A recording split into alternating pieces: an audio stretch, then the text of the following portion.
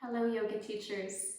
Welcome to a short restorative yoga practice to take a break as part of the wellness program for yoga teachers. My name is Eva, and in my humble opinion, restorative yoga is one of the best practices for relieving stress, as this practice is specifically designed to recalibrate our nervous system out of those states of fight and flight and stress and into a place where we can rest and digest and really allow the body and our energetic reservoirs to replenish. Especially as yoga teachers, we give so much of our energy into the work that we love and the students that we serve. This practice can be a really valuable resource for us to really tend to our own energetic needs. So restorative yoga is the practice of using multiple yoga props to support the body in shapes of complete comfort.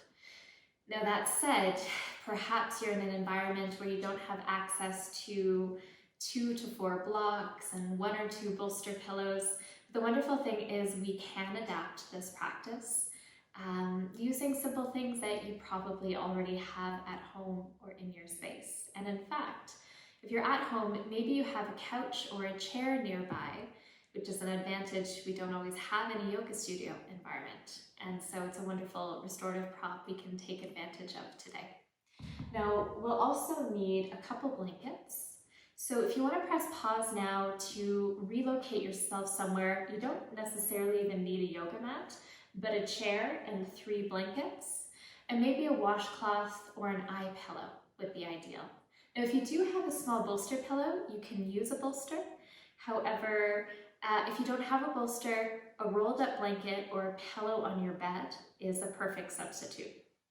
So once you've taken a moment to gather any of the things that we might need, in restorative yoga we're a little high maintenance with the props, but that's the intention of the practice, is to just create this supportive kind of cocoon around the body. So today this is just a miniature practice. Whereas we would normally hold these poses for 10 to 15 minutes, even more, depending on the pose and the props available to us. Because we're only 5 to 10 minutes today, I'm going to share 2 poses. Know that if you have more time, you could hit pause and you could marinate into the postures a little bit longer.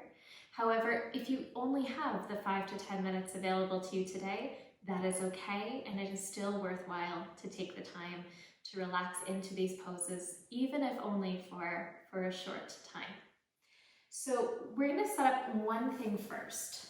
This is a tool we'll use in our second pose, and this is a fantastic tool to bring into any yoga class where you have a blanket or a towel available to you. So I invite you to grab a blanket or a towel now and open it up so you have almost a wingspan length of blanket. And we're going to fold it like a paper fan so that you have a strip of blanket that is about a foot in width and almost an arm span in length. Don't overthink this. Then once I place this down, I'll start by gathering the outer edges. I'm going to roll them towards one another. So I've created this shape. It's almost like a scroll. Now what I'll do is flip that upside down and place it towards the head of my mat, away from the chair. So when I come to rest later, my head is going to sit in between the scrolls. The scrolls will be on the right and the left side of my head, and my head and neck can almost relax into this little kind of hammock created between these 2 shapes. So once you have that set up, just place it to the side and turn towards your chair.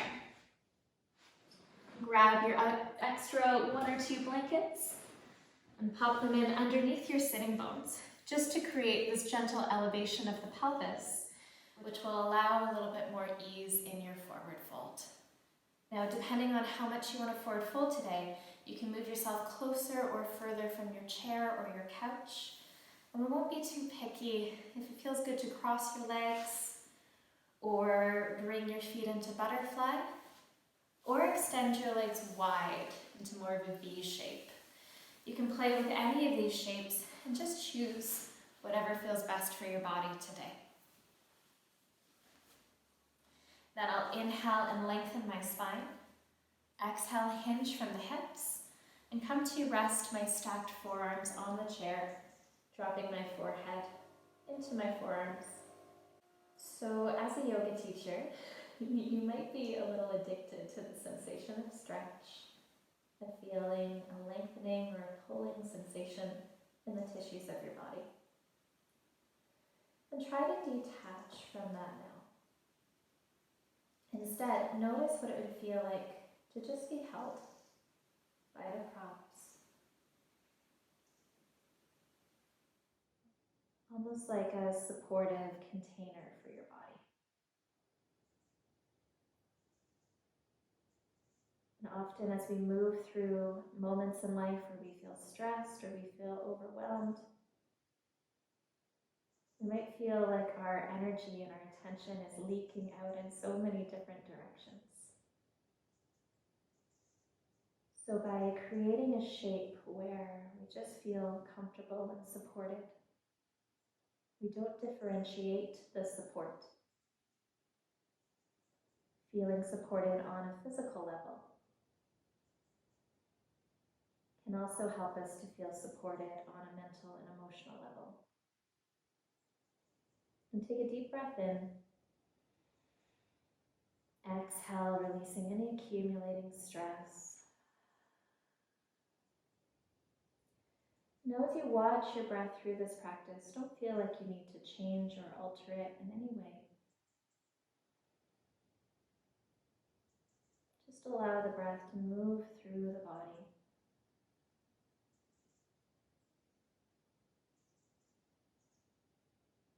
Ask yourself if there's any intuitive adjustments you could use to find more comfort here. Know that you can change anything that your body asks of you.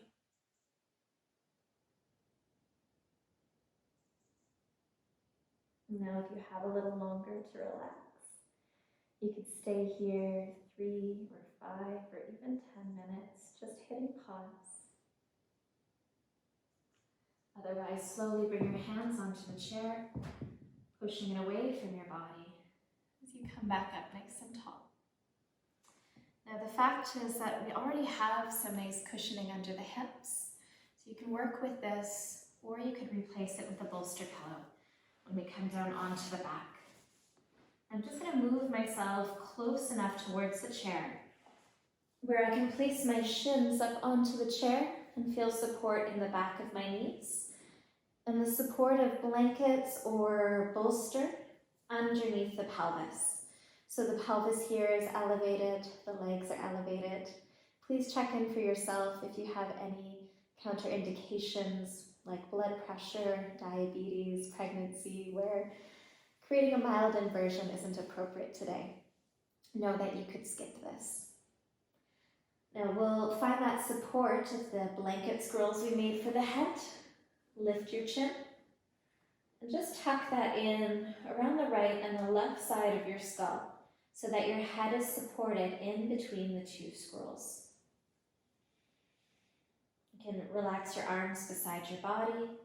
Any extra blankets you could wrap over the body, or if you have an extra pillow, it might even feel nice to place that onto the belly or the hip bones, as long as you're not on your moon cycle or pregnant. And just add a little grounding.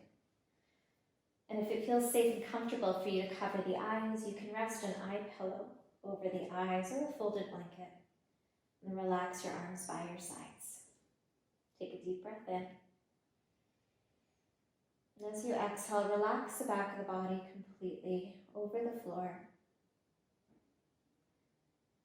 Just giving yourself an opportunity to feel completely physically supported.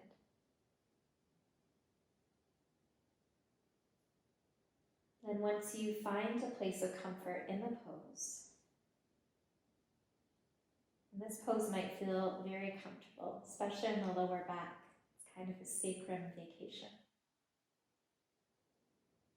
And know that it's not about being productive here. You don't need to let your mind travel forward to plan your grocery list or your next yoga class. Try to just stay in the embodied experience of relaxation.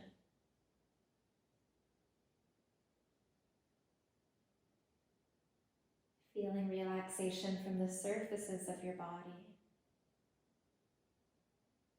sinking and soaking into the deeper joints. The whole body letting go into a state of conscious relaxation. You may enter a state of awareness where you're not sure if you're fully awake or asleep. And that space in between is the perfect place to be.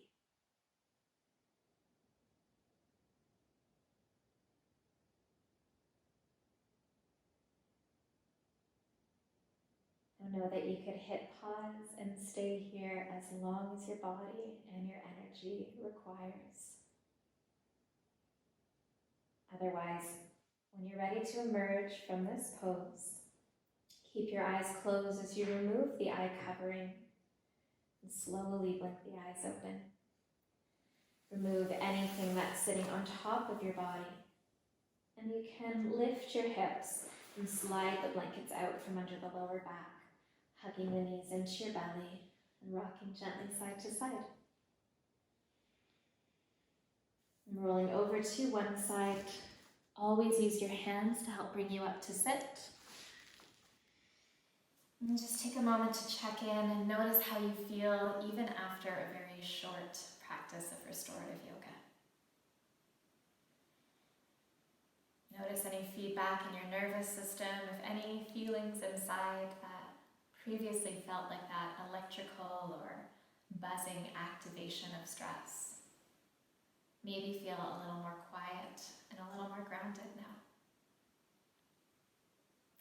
So I hope these are tools that you can bring into your classes to support your students, but more than that, tools to help support you and your own energy as a teacher.